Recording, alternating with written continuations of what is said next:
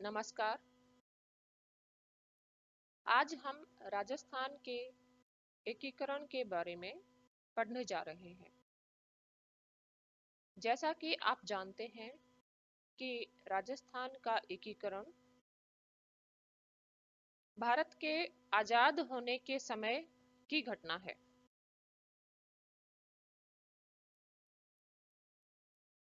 इस रुचिकर और बहुत ही महत्वपूर्ण अध्याय में आप देखेंगे कि किस प्रकार से राजपूताना के देसी राज्य जो कई शताब्दियों से अपने अस्तित्व को बनाए हुए चल रहे थे, किस प्रकार समय के दबावों के कारण समाप्त हुए और राजशाही अथवा सामंतवादी व्यवस्था से जनतंत्रात्मक व्यवस्था यहाँ पर स्थापित हुई और राजस्थान एक इकाई के रूप में भारतीय संघ का अंग बना। इसके लिए दो घटनाएं महत्वपूर्ण थी। प्रथम, भारत की आजादी। द्वितीय, भारत के द्वारा एक संविधान का बनाया जाना और उसे संपूर्ण भारतीय भौगोलिक क्षेत्र में लागू करना।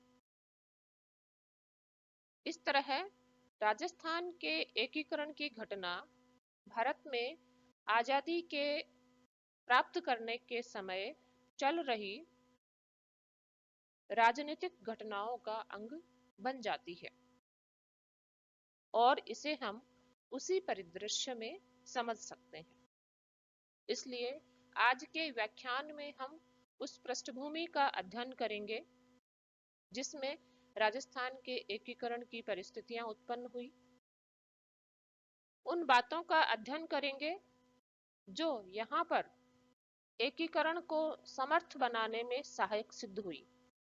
उन बातों का भी अध्ययन करेंगे जो इस एकीकरण में बाधा उत्पन्न कर रही थी और अंततः हम देखेंगे कि किस प्रकार इन बाधाओं और सहयोगी कारणों के मौजूद रहते रहते संतुलन किस प्रकार एकीकरण के पक्ष में गया और राजस्थान भारतीय संघ का एक राज्य बना। आप जानते हैं कि 15 अगस्त 1947 को भारत आजाद हुआ। भारत जिस अधिनियम के अंतर्गत आजाद हुआ था, independence of India act, Britain की संसद के द्वारा 16 जुलाई 1947 को पास किया गया था। इस अधिनियम की धारा 8 में यह प्रावधान किया गया था कि देशी राज्यों की संप्रभुता उन्हें वापस लौटा दी जाएगी। इसका तात्पर्य यह है कि 1818 की संधियों के द्वारा राजपूताना के देशी राज्य ब्रिटिश प्रभुसत्ता की अधीनता में गए थे और उसके बाद से ब्रिटिश सर्वोच्चता का क्रमशः विकास हुआ था। अब क्योंकि भारत में ब्रिटिश सरकार समाप्त होने जा रही थी, ब्रिटिश ताज यहाँ से अपने शासन को वापस ले रहा था, इसलिए देशी राज्यों की यह प्रभुसत्ता उन्हें वापस की जा रही थी। यानी भारत की स्वतंत्रता के पश्चात जो दो अधिराज्य बनने थे, भारत और पाकिस्तान, उनमें से किसी में भी विलय की बाध्यता इस कानून के द्वारा देशी राज्यों पर नहीं डाली गई थी। इस तरह से ब्रिटिश भारत के अलावा इस समय 562 देशी रियासतें थी। इस तरह ब्रिटिश भारत के स्वतंत्र होने के साथ साथ 562 देशी रियासतें भी स्वतंत्र हो गई और भारत और पाकिस्तान दोनों राज्यों के पास यह चुनौती अथवा मौका था कि वो इन 562 देशी रियासतों में से कितनी रियासतों को अपने राज्य में शामिल करने में सफल होते हैं, क्योंकि भारत की स्वतंत्रता की जब परिस्थितियां बन रही थी, उसी समय यह भी चर्चा चल रही थी कि आजादी के बाद इन देशी रियासतों का क्या होगा, क्योंकि 562 देशी रियासतों में से केवल कुछ ही रियासतें ऐसी थी जो कि अपने स्वतंत्र अस्तित्व को बनाए रखने में कामयाब हो सकती थी। बाकी बहुत ही छोटी रियासतों को यह स्पष्ट था कि उन्हें या तो आपस में मिलकर एक यूनिट बना लेनी होगी या किसी दूसरी रियासत में अथवा राज्य में उन्हें मिल जाना होगा।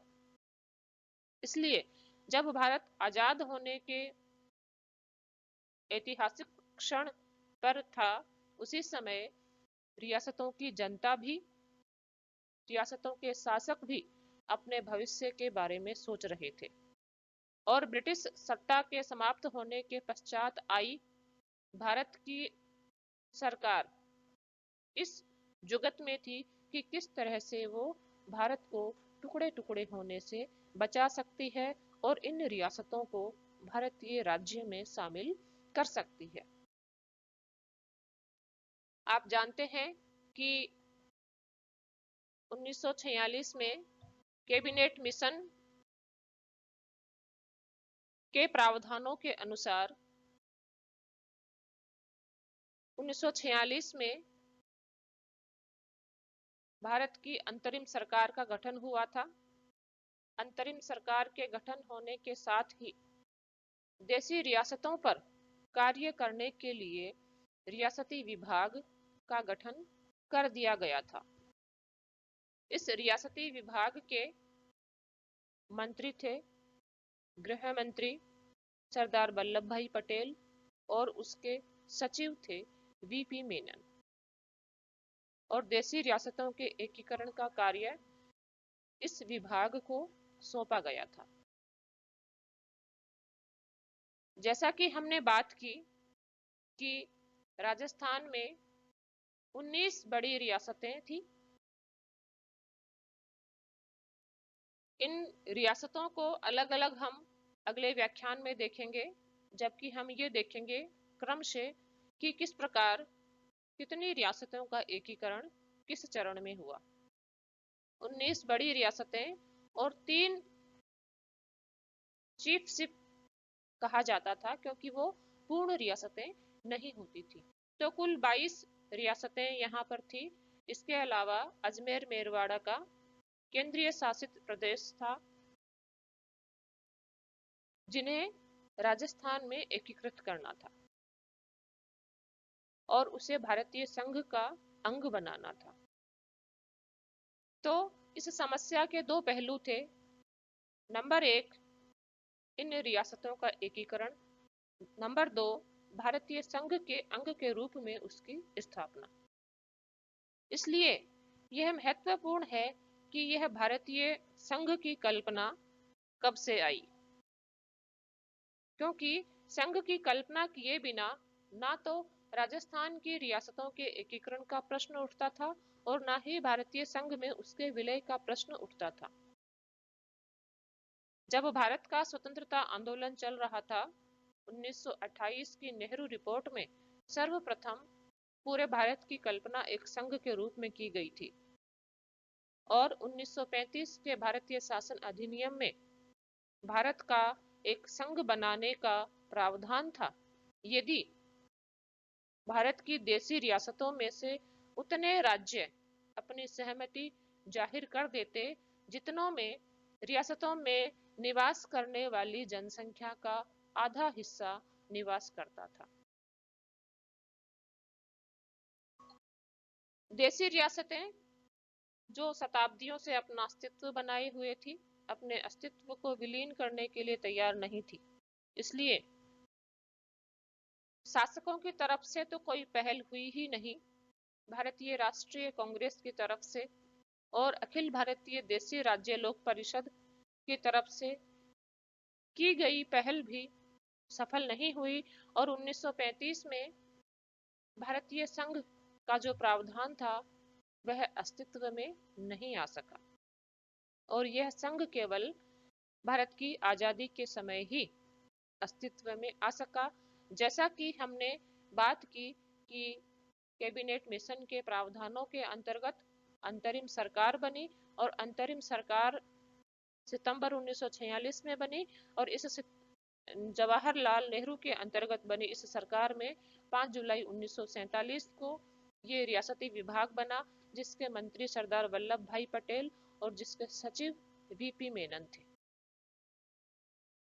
तो इस समस्या के जो पहलू थे वो थे भारत की केंद्रीय सरकार, जो कि ब्रिटिश सरकार की स्थापना के समाप्त हो जाने के बाद स्थापित हुई। नंबर 2, देशी राज्यों के शासक। नंबर 3, यहाँ की जनता। यहाँ की जनता का प्रतिनिधित्व करने वाले जन संगठन प्रजामंडल थे।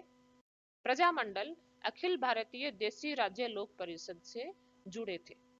अतः इस एकीकरण को संपन्न करने में 3 दृष्टिकोण महत्वपूर्ण थे: केंद्रीय सरकार का दृष्टिकोण, देशी राज्यों का दृष्टिकोण और यहाँ की जनता का दृष्टिकोण।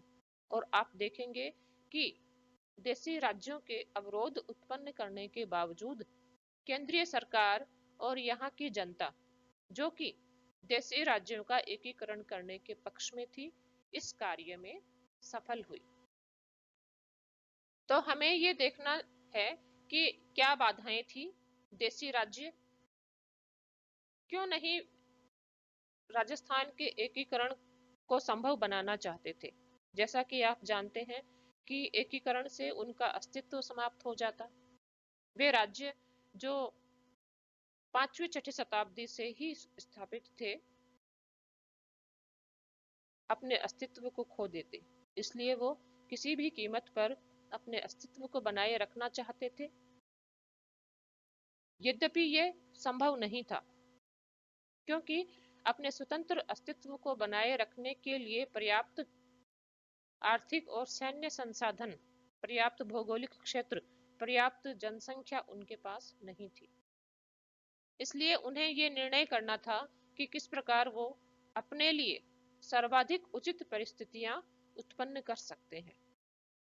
और जब राजस्थान के एकीकरण का प्रश्न उत्पन्न हुआ, तब विभिन्न शासकों ने अपने अपने फेवर में उसे ले जाने की कोशिश की, ताकि न केवल उनका अस्तित्व बना रहे, वरन दूसरे राज्य अगर उनमें मिल जाते हैं तो उनका महत्व पहले से भी अधिक बढ़ जाएगा। जैसे कि उदयपुर के महाराणा ने अपने नेतृत्व में एक यूनियन बनाने की कोशिश की, जिससे उन्होंने राजस्थान यूनियन नाम देने की कोशिश की। हालांकि उनके प्रयत्नों को शंका की निगाह से देखा गया, इसलिए उनके प्रयत्न सफल नहीं हुए। कोटा के महाराव हाड़ौती क्षेत्र के राज्यों को अपने नेतृत्व में मिलाकर एक यूनियन बनाना चाहते थे। जयपुर के महाराजा करौली, अलवर आदि को अपने क्षेत्र में मिलाकर अपने नेतृत्व में एक यूनियन बनाना चाहते थे।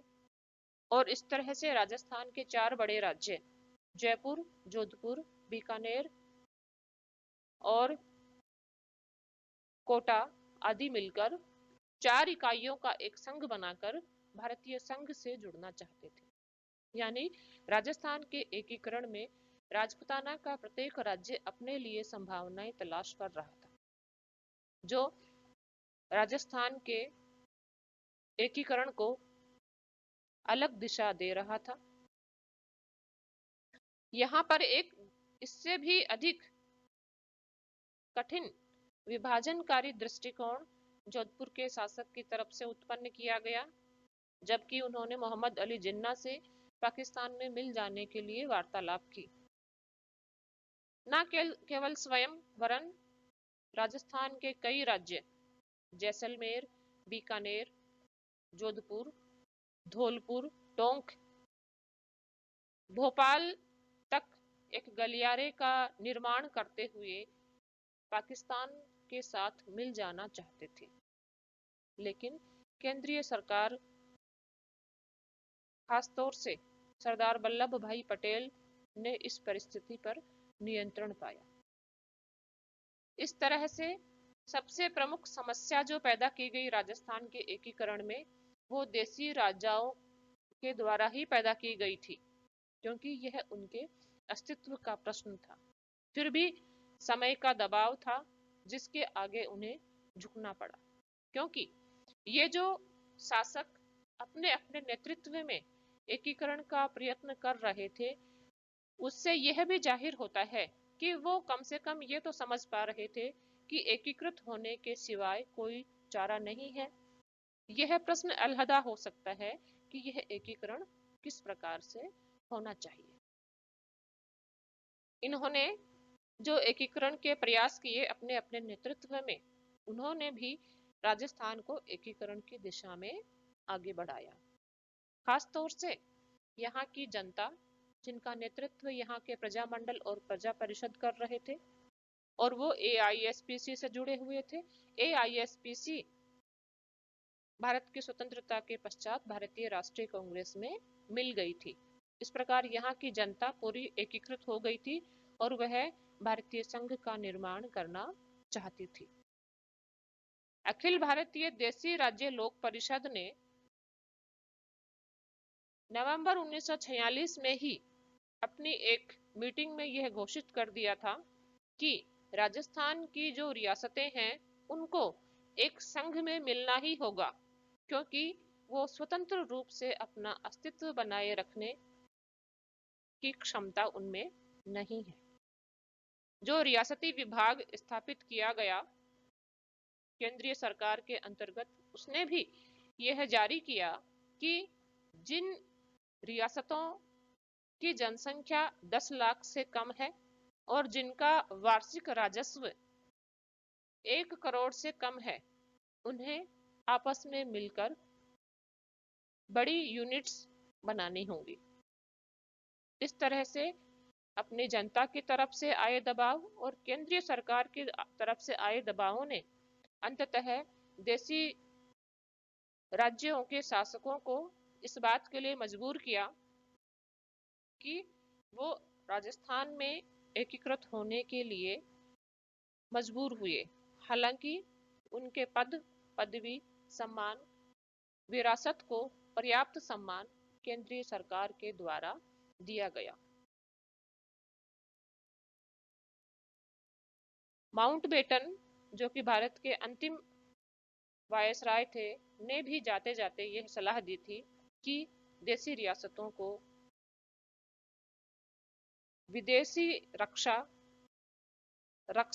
संचार और विदेश नीति, इन 3 मुद्दों पर भारतीय संघ में मिल जाना चाहिए। इस प्रकार ऐतिहासिक परिस्थितियां राजस्थान के एकीकरण को प्रेरित कर रही थी और भारत की अंतरिम सरकार ने एक प्रणाली विकसित की जिसके आधार पर उन्हें इन रियासतों को एकीकृत करना था।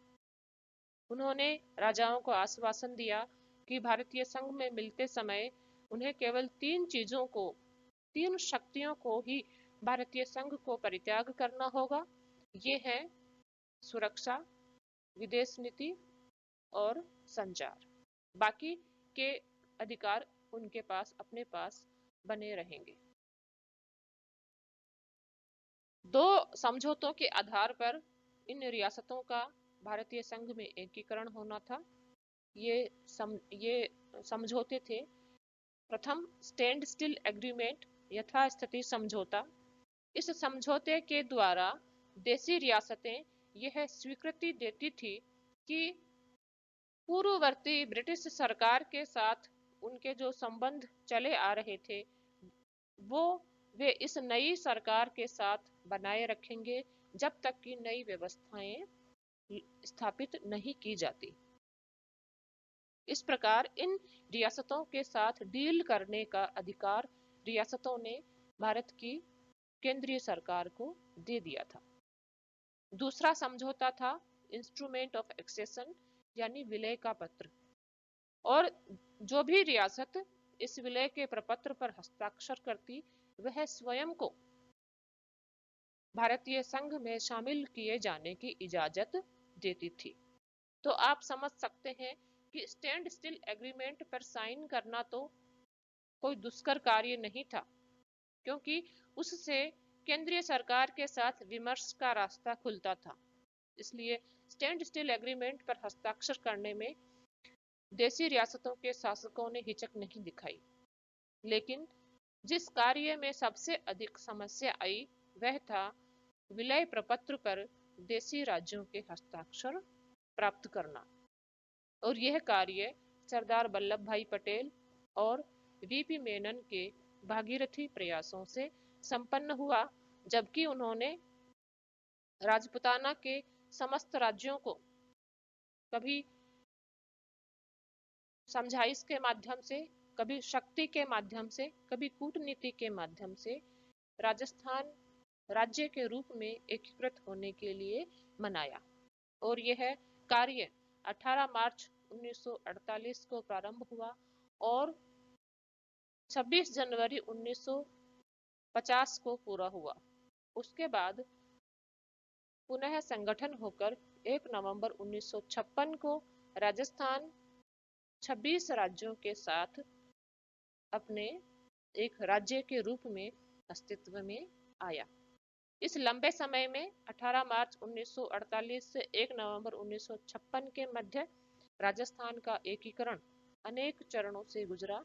आगामी व्याख्यान में हम यह देखेंगे कि उन चरणों में से प्रत्येक में कौन कौन से राज्यों का एकीकरण हुआ, उनके किस प्रकार के रूप अस्तित्व में आए और अंततः किस प्रकार से राजस्थान का एकीकरण संभव हो सका।